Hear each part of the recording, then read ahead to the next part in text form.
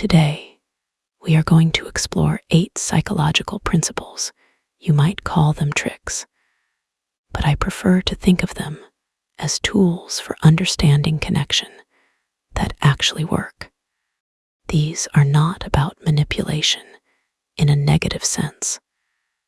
They are about understanding how our brains function so we can communicate more effectively and understand why we react the way we do. Whether you are a student, a professional, or simply someone trying to navigate your relationships with more grace, these insights can be profound. So, grab a warm cup of tea, settle in, and let us explore the fascinating mechanics of human behavior together. Number 1 is a principle that touches the very core of our identity. Call people by their name. There is a reason why hearing your own name cuts through the noise of a crowded room. It is the one word in any language that is entirely, uniquely yours. Think back to when you were a child in school. You might have been daydreaming, looking out the window at the clouds, completely lost in your own little world. Suddenly, the teacher said your name. In an instant, you were snapped back to reality, grounded in the present moment. That is the power of a name. When you are in a conversation, using the other person's name is not just polite. It is a psychological anchor. It signals validation. It tells the other person, I see you. You are important to me right now. If you are speaking with someone you admire, or perhaps someone you are trying to build a better connection with, try weaving their name naturally into the dialogue. You might say, that is a fascinating perspective, Sarah.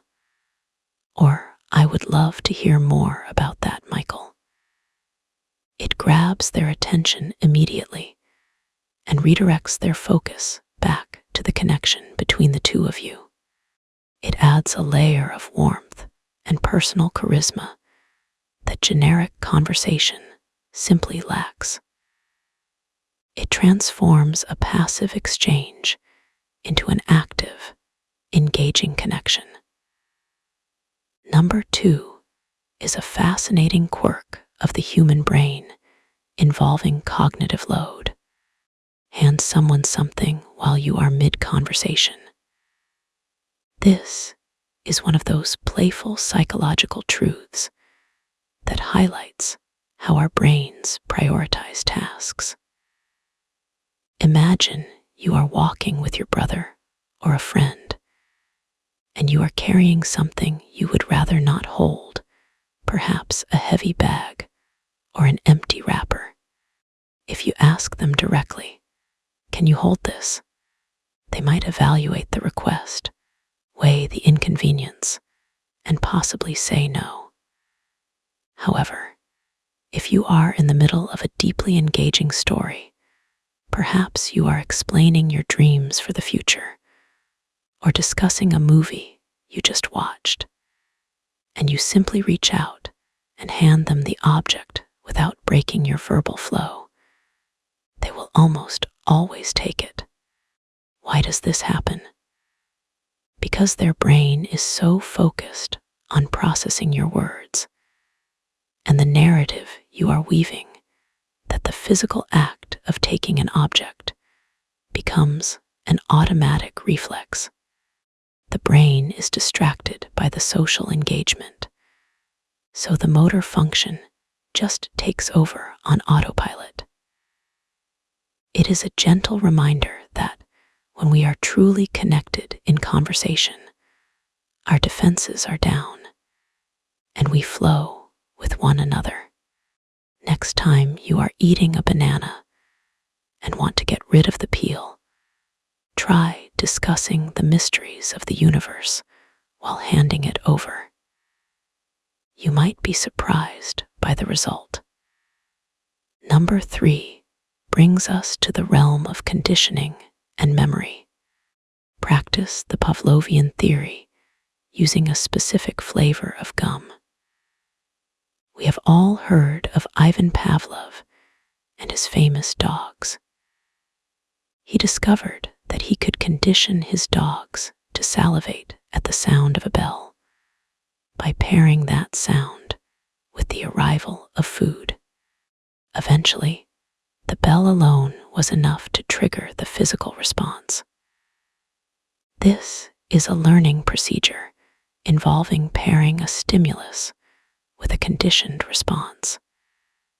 And believe it or not, you can use this on yourself to improve your focus and memory. If you have a big exam coming up, or perhaps a major presentation at work that you need to memorize, try this technique. Select a distinct flavor of chewing gum, something unique that you do not eat every single day. Chew that specific gum every time you sit down to study or prepare. You are creating a sensory link between that taste and the state of concentration and information retention. Then, when the day of the test or presentation arrives, pop that same flavor of gum into your mouth. The taste acts as a sensory key, unlocking the neural pathways associated with the information you studied. It triggers the memory and the mindset you were in during your preparation. It is a simple, tangible way to hack your own brain's associative powers to perform better when it counts. Number 4 is a profound tool for personal growth and transformation. Imagine you are already where you want to be in life. In psychology, there is a concept called cognitive dissonance. This usually refers to the mental discomfort we feel when our beliefs and our actions do not align. For example, if you believe you are a healthy person, but you engage in unhealthy habits, that conflict creates stress. However, we can flip this concept on its head and use it to our advantage. Instead of letting that dissonance bring you down, use it to pull you up. If you want to change a behavior, start by convincing your mind that you are already the person who has mastered that behavior. If you struggle with spending too much money and want to be more financially responsible, stop telling yourself, "I am a shopaholic." Instead, start telling yourself, "I am the kind of person who finds joy in saving. Shopping just is not my thing anymore." When you consistently identify with the version of yourself you wish to become, your brain will strive to align your actions with that new identity to avoid the discomfort of dissonance. It is the psychological backing behind the phrase, "fake it until you make it." If you tend to be pessimistic, try imagining yourself as someone who naturally sees the silver lining. Act as if that is your truth. Over time, the gap between who you are and who you want to be closes. You are essentially rewriting your own narrative, using the brain's desire for internal consistency to fuel your growth. Number 5 is a classic negotiation technique that reveals the relativity of our perception. Ask for a big favor first, then change it to a smaller one. This is known in psychology as the door in the face technique. It sounds intense, but it is actually quite intuitive.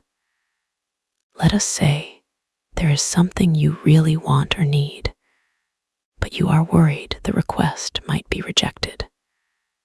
Perhaps, using a sweet example, you have fallen in love with a little chinchilla at the pet shop and you want to adopt him. You know your family might hesitate at the responsibility. If you start by asking for a puppy, a huge commitment involving training, walking, and lots of energy, your parents or partner will likely say no immediately.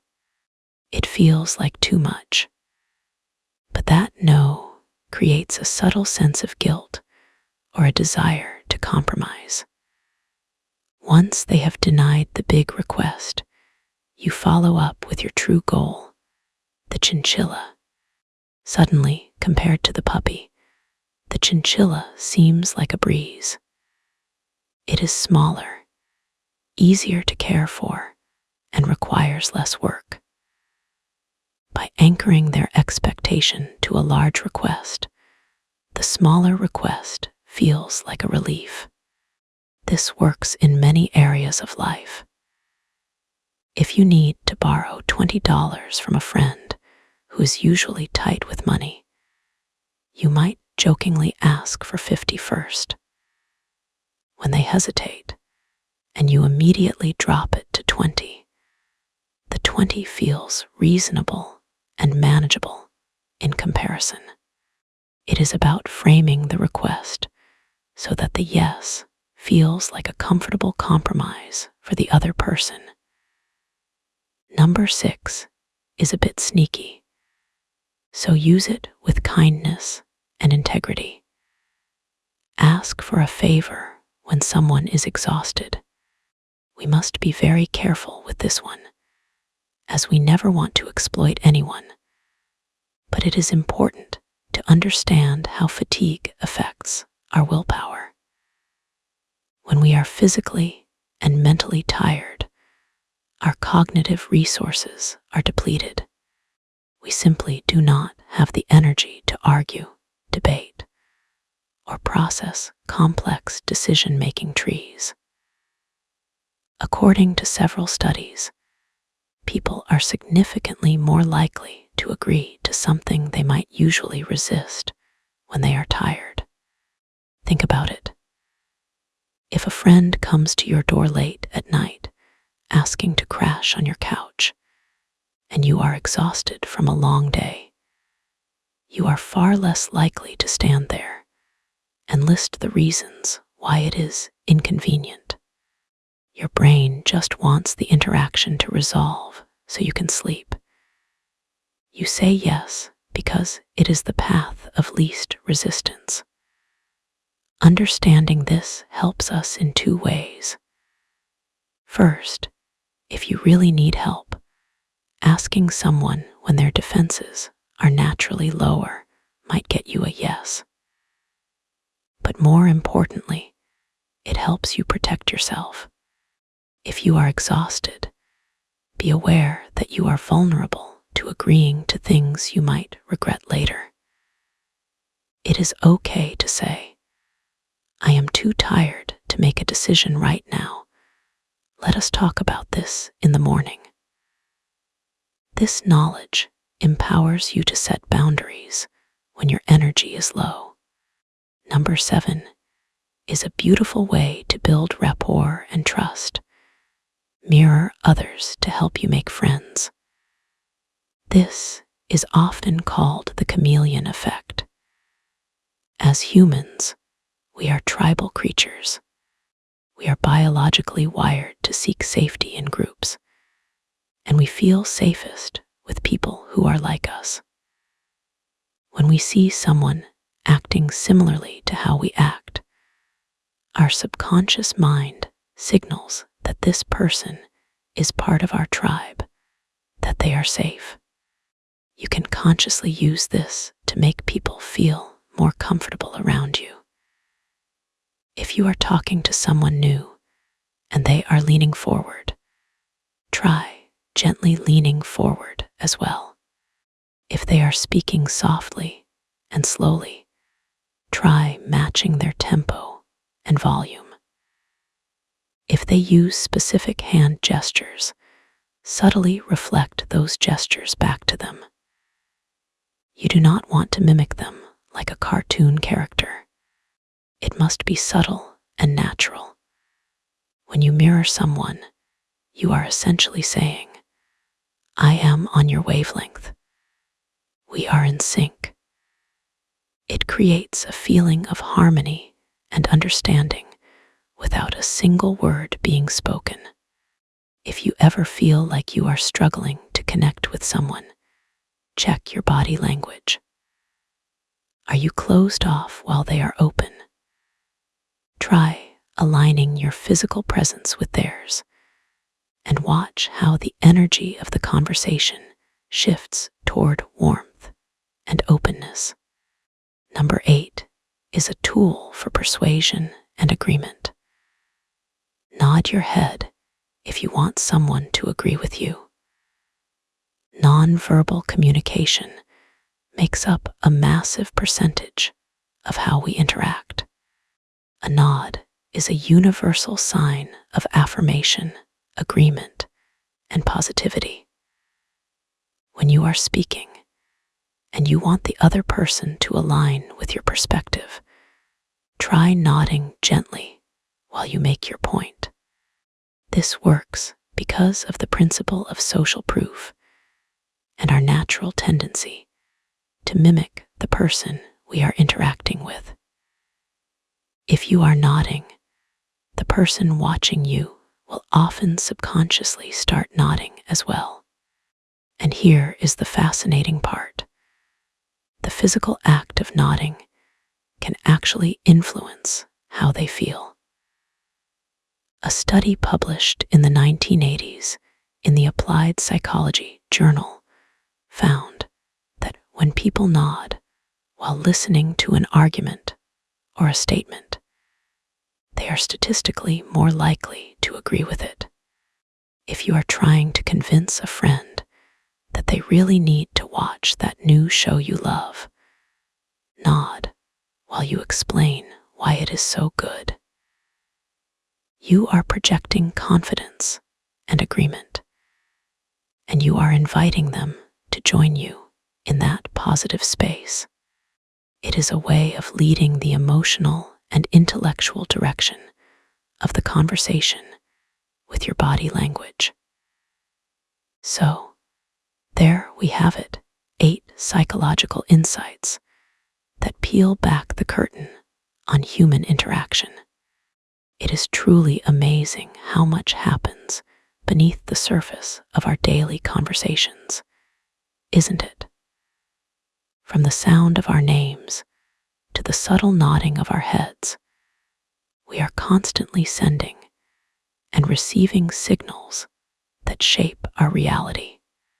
Now, I want to remind you of something very important. As the wise saying goes, with great power comes great responsibility. These tools are not meant to be used to trick people or to get your way at the expense of others. They are meant to help you understand the flow of connection. They are meant to help you smooth out the rough edges of social anxiety, to help you feel more confident in asking for what you need, and to help you build bridges with the people around you. When we understand psychology, we understand empathy. We understand that everyone is looking for validation, that everyone gets tired, that everyone wants to feel like they belong. When you use these techniques, use them with a heart full of kindness. Use the name trick to make someone feel special, not just to get their attention. Use the mirroring technique to make someone feel safe, not just to make them like you. I am so curious to know which of these resonated with you the most. Have you ever noticed yourself falling for the door in the face technique? Or have you ever used the chewing gum trick to ace a test? I would absolutely love to hear your stories and your thoughts. Please leave a comment down below and let us start a conversation. Your experiences help this community grow and learn together. If you found this video helpful or interesting, please give it a thumbs up and share it with your friends. Maybe you can even test out the mirroring trick while you tell them about the channel. And if you haven't already, please consider subscribing to Happy Aura and hitting that notification bell. We are building a sanctuary here, a place for peace, learning, and genuine happiness. And we would be honored to have you with us on this journey. Thank you so much for spending this time with me. Remember to be kind to yourself and to others. Until next time, keep radiating that beautiful light. Goodbye for now.